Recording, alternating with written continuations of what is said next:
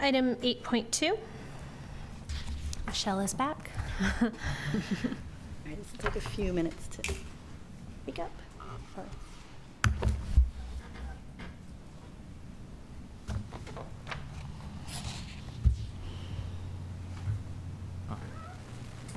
Sorry.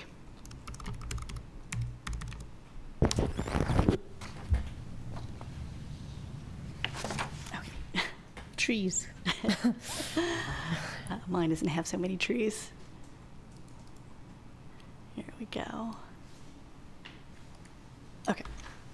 Thank you again, Mayor Asher and members of the Emeryville City Council. The item before you tonight is related to the Bridgecourt apartment project.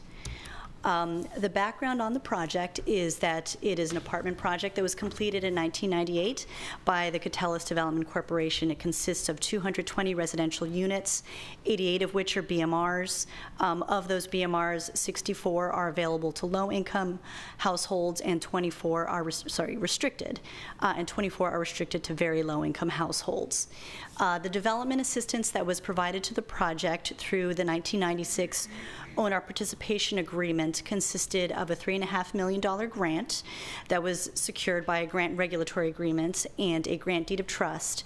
And the purpose of that was to ensure the affordability of the project to low and very low income households, as described above, for 55 years.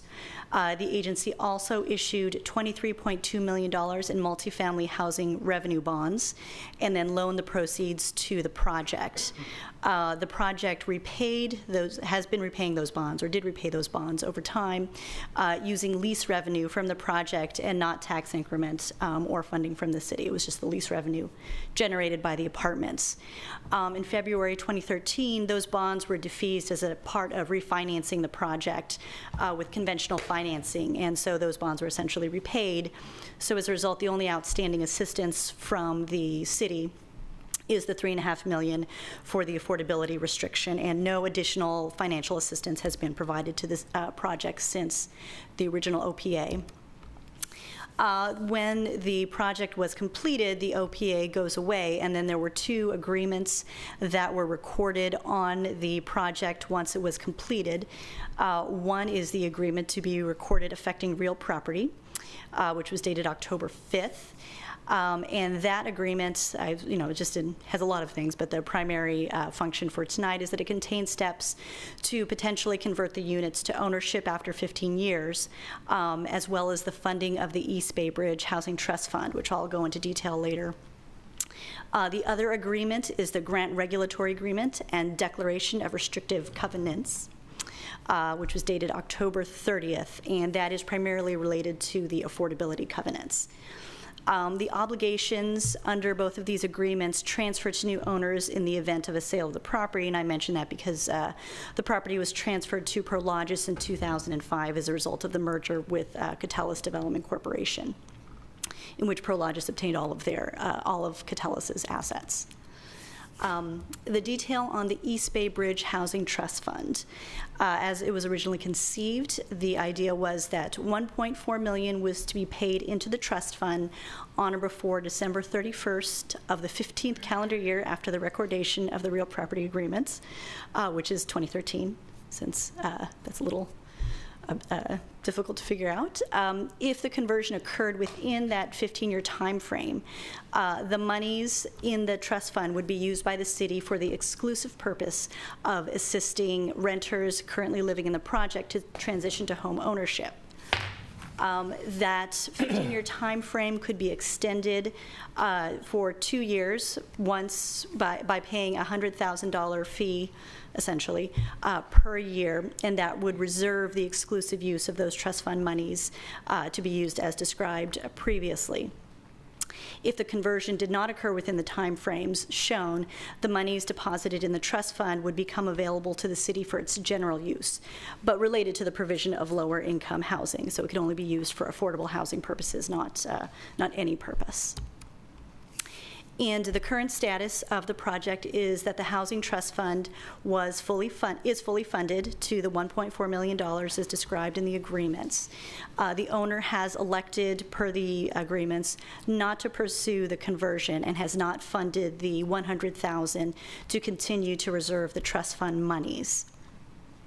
As a result, that means that they will not pursue the conversion under the auspices of the agreements. The city attorney prepared the documents necessary to eliminate the conversion provisions, which would extinguish the conversion obligations, affirm the city's right to retain all sums in the trust fund, and acknowledge that the owner is relieved of further obligation to deposit additional sums into the trust fund. What that means is that, as I stated before, the funds deposited into the East Bay Bridge Housing Trust Fund will be transferred to our Housing Asset Fund for the general use for the provision of lower income housing. Actually, although this, I should emphasize, it is subject to the laws put forth by the state of California related to the use of former redevelopment funds through. Although we're the housing successor, there are restrictions on funds that come to the city as the housing successor as a result of redevelopment activities. But one future impact is, even though they are no longer reserving the funds for the conversion of the project can still be converted. It can be converted, and if it were to go forward, it would be under the city's existing condominium conversion ordinance. There's a lot more to the ordinance, but just to sort of understand what the tenant's rights are in the event of a conversion, the owner would have to provide at least 180 days notice of termination of the tenancy due to the conversion or proposed conversion. At least 60 days prior to the termination of tenancy, the owner would need to provide an updated list of available apartment units, rental units, and also each unit would be entitled to relocation assistance, which is essentially 3 months' rent, either fair market rent or the current rent paid by the tenants, whichever is greater. And that assistance can't be, first and last month's rent, or sort of giving back of your deposits. That would be over and above those amounts. And this is what's in our current municipal code. Staff recommends approval of the termination agreement, which actually has a much longer name. And what it essentially does is it terminates the real property agreements, which is largely related to the activities regarding the conversion as well as the continued funding of the Housing Trust Fund, and modifies the grant regulatory agreement to remove any language that's related to the conversion, but otherwise keeps it in place as it relates to the affordability covenants. And with that, I'm available for questions. Mayor? Yeah, go ahead. So, is there anybody here tonight from the PAC residential group? No, not tonight. Okay. I have a lot to say about this.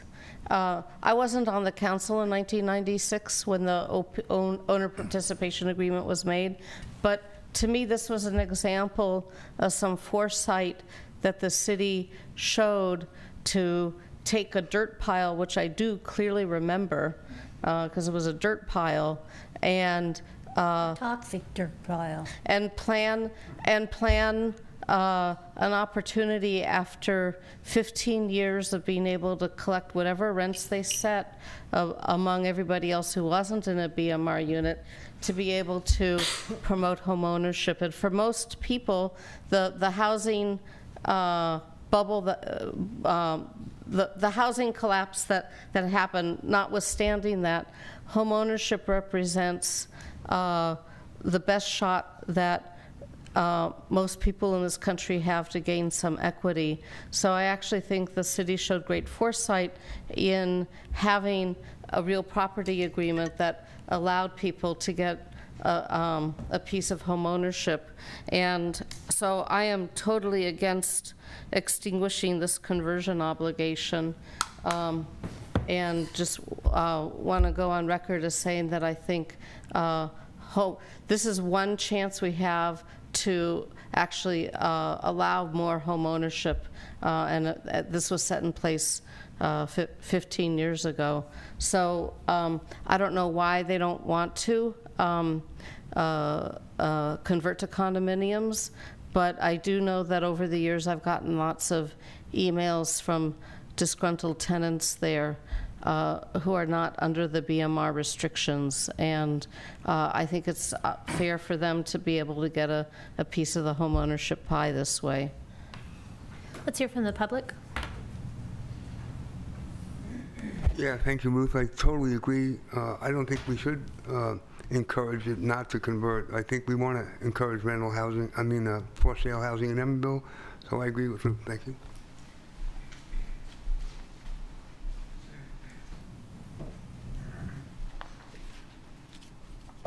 I agree with you too, Ruth. It's a shame that this is not going forward. There's just, there's so much big money in real estate right now, and these units have been paid for, in effect, by people renting all of these years. They've really paid a significant part of the costs, and it's just a shame that they're not going to have the opportunity to reap long-term rewards. Mr. Carpio, do you want to come forward?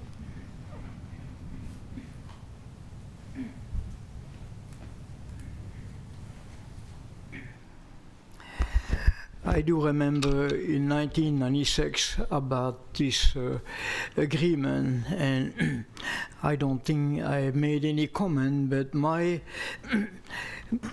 concern at that point was that although we talk about the affordable housing, and the result has not been significant. Of course, we brag about, but what I see is all the people who still cannot afford the affordable housing, and all you need to do is look around the freeway, and they all camp there. You know, they don't. We're talking about the homeless, and all the homeless there are the result of people who have made lots of money on their back. So these are the losers, and here we don't have even a hole in the ground for those people.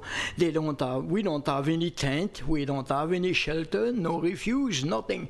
The only place the man can go is to jail, and the moment they hang around at McDonald's and things like that. And yesterday I saw 2 highway patrol hauling away 3 women that were on ramp at 580, and this is real bad. So this project here, there is really something missing here. We are missing to help the people who are in need, and we are still going to have, they're still going to have an opportunity to make more money on the money they made, and this is real bad. Thank you. Anyone else? Okay. I want to say one other thing, too. Since the League of Women Voters spoke earlier, it's just, we have a high voter changeover from election to election, and a lot of that is because most of the city rents, and they don't get as invested in civic affairs because they move on. And this is one little attempt. That City Council created this housing trust fund to assist people to be able to do down payment assistance, or which is usually the biggest hurdle for home ownership. And I just feel like we should make good on some actual long-range planning that was done at that time. Mayor? Yeah. Can I just clarify for everybody here that really the city, it's really the option of ACK, use the acronym, that they've chosen not to convert. It's not really anything within the city's control to make them convert. And so what we're doing here is just really sort of pro forma in many ways. It's just really an agreement to kind of clean title. and they have no obligation to move forward with the conversion. The way the agreement was structured is that they had the option to choose whether or not they wanted to convert, and they've chosen not to. And so under the terms of the agreement, the obligation goes away, and this is just legal paperwork to clean that up. And one of the offshoots of it is that the city is able to retain the $1.4 million that we can use for other affordable housing purposes. So we really, in many ways, don't have any.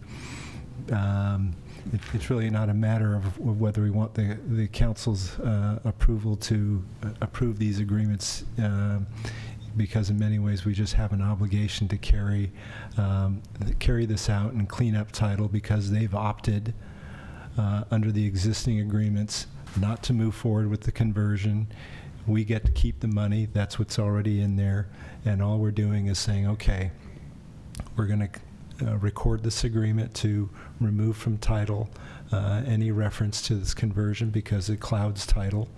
And that's essentially what we're doing here. So I appreciate the comments about wanting to, require this conversion, but we're not in a position to do so. Legally, we're not. Legally, yes. Nora? Yeah, my understanding of this is we're at the point in time where the agreement ends.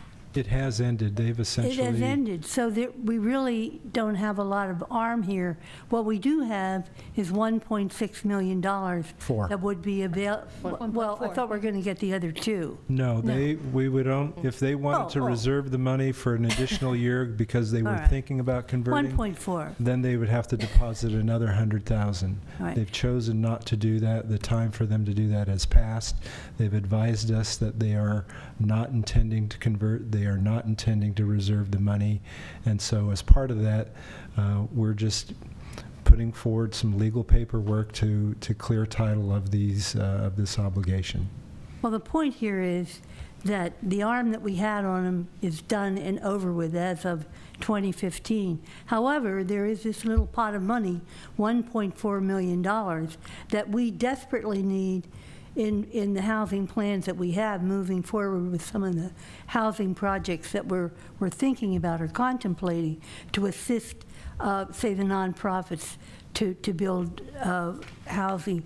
So if we don't sign, one of the things is if we don't sign this agreement, as I understand it, we don't get the 1.4. No, we get it. We get the money. We're just, it's really just a... Okay, I get it, Mike. It's a cleanup. However, we get the 1.4. We use that. We use that for our housing needs. If they try to turn them into condominiums, they have to act under our condominium ordinance, which is pretty tough. You know, they have to provide money and assistance for their residents.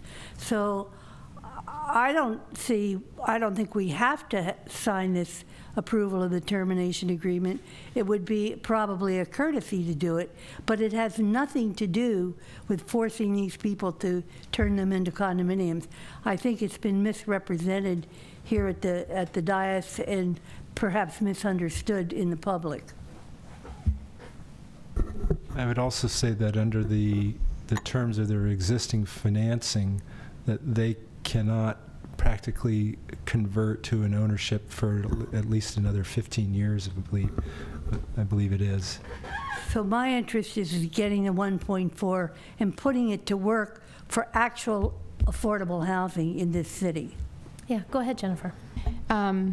So I think there's some lessons to be learned here, because I agree with Ruth in terms of the principle and the intentions. I wasn't on the city council then either, but clearly there was a concern about not providing home ownership opportunities for low-income members of our community, and I think that maybe the council should take away from that lesson that it's hard to put this off for 15 years and then look at conversions, that we need to look more carefully at all of the approvals that we're making and how to better make it possible for low-income households to achieve some level of home ownership. And obviously, with the economy swinging wildly in different directions over the last 5 years, it's been very hard for folks. And we saw the error of some of that lending, and yet we need to reaffirm how important it is that every member of society could have an opportunity here. So how to do that? And I think that's a policy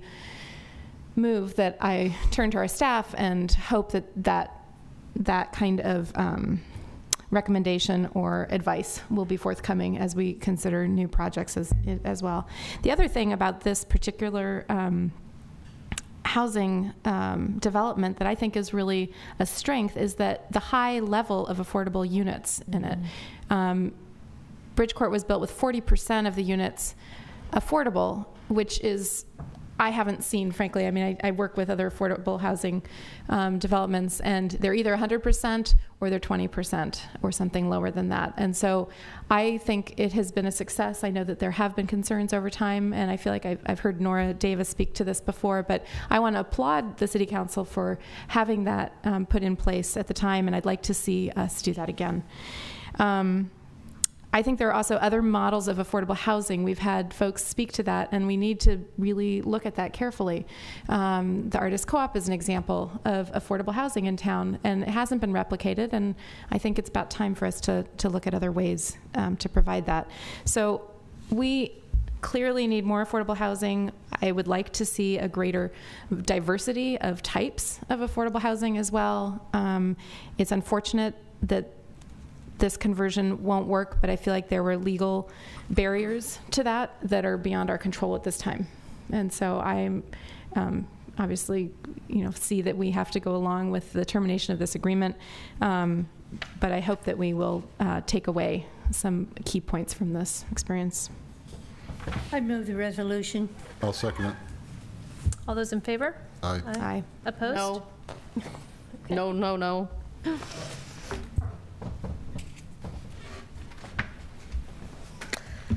Okay, item 8.3.